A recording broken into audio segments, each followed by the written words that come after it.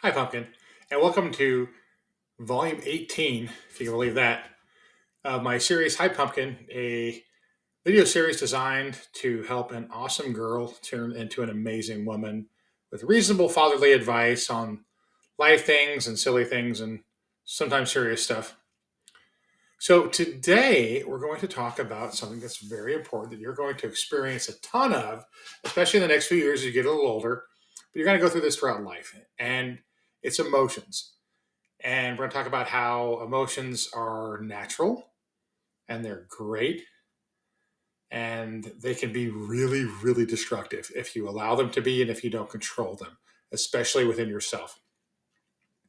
So, an emotional response is something that you often can't help. And that's a tough one. Someone's going to say or do something, or you'll see something, or something's going to happen, and it's either going to make you really, really mad. Or conversely, it can make you really, really happy. When it makes you really, really happy, it's awesome. When something you're watching turns out great, or if you win something, or if you find out you're getting great news, the emotions are fantastic. This is awesome. Conversely, if you're getting bad news, or you see something you don't like, or someone does something you don't like, it can get you really, really, really angry.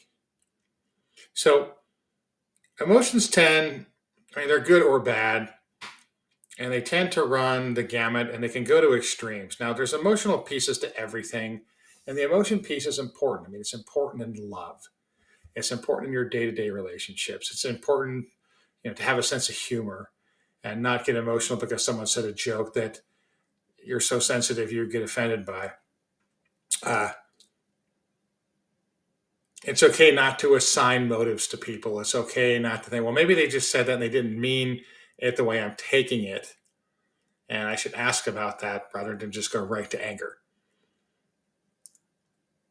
Emotions can lead down a very slippery slope, and you need to control your emotions. And I say that because, as you know, I was a cop for a very long time, and I worked in jails. And I will tell you, jails and prisons across the world are full of people who cannot control their emotions because something happens to them, and they take that as okay. You flip the switch, and now I can do whatever I want and cause whatever damage I want, and do or say whatever I want, and no one can say anything because I'm mad.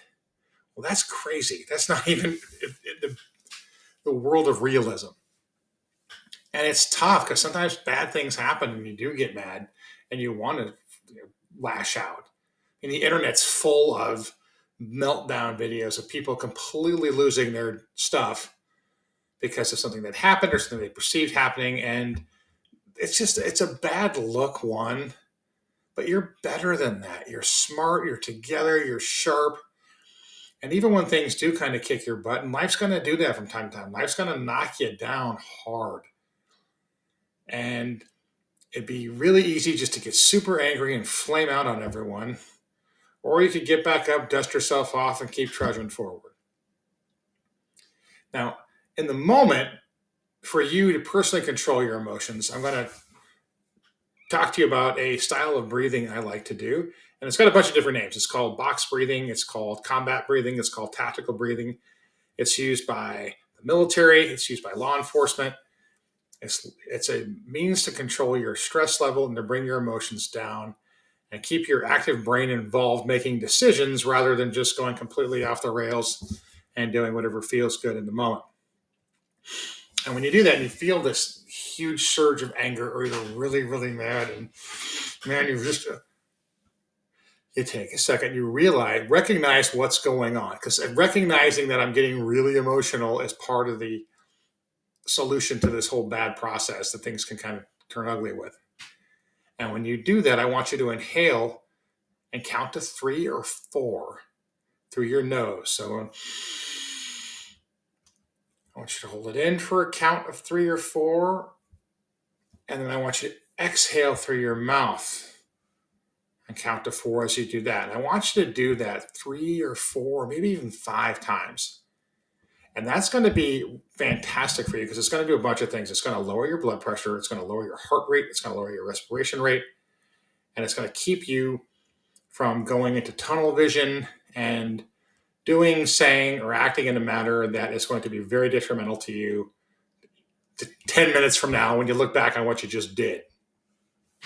I've used that thousands of times. Every time I was behind a stolen car and I got that the plate was stolen, or that the person was a kidnapper or was a carjacked vehicle, every time I lined up outside of a house on a search warrant, I did it. Um, it's good for stuff like, hey, and sometimes things are really sad, but really it's not appropriate to cry right in the moment. And I say because I was at work a lot, and I saw a lot of really terrible, tragic things and really sad. And as a cop, I can't just break down and cry. I got to keep it together.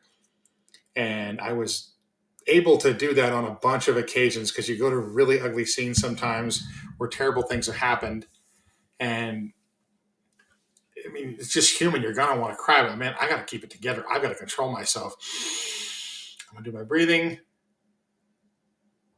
I'm going to keep it together. And then if I want to cry later, I can. But like in the moment, sometimes it's not a good thing. Or you don't want to show whoever you're with that you're really upset for whatever reason. And there's a lot of good reasons not to show people that they've gotten to you and they were able to make you upset, because there are people in the world who will poke you and prod you and try to get that reaction out of you. But it's a great tool to help you control yourself, to calm yourself down, and to really keep from doing something silly. Now, when you're in an emotional environment, because a lot of times you'll get to things that everyone will be screaming, everyone will be crying. Oh my gosh. Calm is the key to everything. And if you're the calm person in the world, panic is contagious, but so is calm. Calm is very contagious. And I've been among the most stressful situations imaginable, sometimes as a worker, sometimes as a leader. And I know everyone's looking to me. And if I lose it, the issue is lost and people are going to get hurt. Whereas if I stay calm, everyone's going to go, oh, okay, this is going to be okay. And they stay calm. Super important. It helps bring people down, because yelling, calm down, calm down, doesn't really have the effect that you want it to have. It never works. It's like throwing gasoline on the fire. Whereas if you're being screamed at and you're just being, okay, nice and calm, and even though everything in you wants to scream back and argue back, because if you argue with someone who's screaming and emotional, you might as well be, as my dad would say, spitting in the wind, because you're literally doing nothing. They're not hearing what you're saying. They're just blasting at you. Whereas if you're calm and can be, okay, I hear what you're saying. I disagree. Maybe we should talk about this later, and get yourself out of the situation, because you don't want to stay engaged with someone who's highly emotional. A highly emotional man or woman is very, very dangerous. And they're capable of doing things they wouldn't normally do. I mean, even good people, when they get crazy emotional, can do really bad things that, like, wow. And then once it's over, like, God, I'm so embarrassed I did it. I'm so sorry I did it. Or I would have never did it. But like, oh, great. Now I'm on the way to the hospital. Or you broke something that I really value. Or you shot me. Or you crashed a car. Or you did something that was completely off the rails. So in my experience, when people are getting really overly emotional and there's nothing you can do for them, it's really helpful for you to get out. Now, however that works for you, wherever you're at, if that means you leave the room, if that means you leave the place you're at, it means if you just walk away, that's going to be very helpful to you and will help keep you safe. But you got to do it in a tactical way too, because people go, "Don't walk away from me," as they're going and saying, "Okay, we're clearly not going to be able to talk right now. I'm going to go over here. I'm going to walk into the room. I'm going to go here, and we're going to talk about this later." Now, it may get to where, because they're so emotional, you have to take other actions. And, well, I'll teach you that as you get older. But it's okay at some point to, like, no, I've got to extricate myself and get out. If that means you have to run, run. If that means you have to fight, fight. But dealing with someone who's super emotional and super over the top and out of control is a loser for you, especially if you're by yourself.